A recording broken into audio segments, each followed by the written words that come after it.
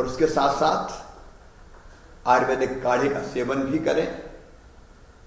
संक्रमण की चैन को तोड़ने में स्थानीय प्रशासन जो व्यवस्था बनाती है उसका भरपूर पालन करें।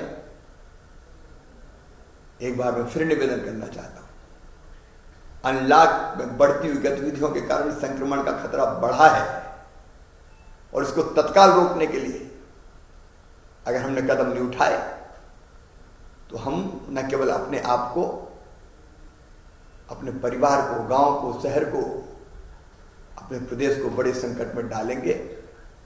और इसलिए मेरी अपील है, सावधानी रखें, सावधानी में ही सुरक्षा है। बहुत बहुत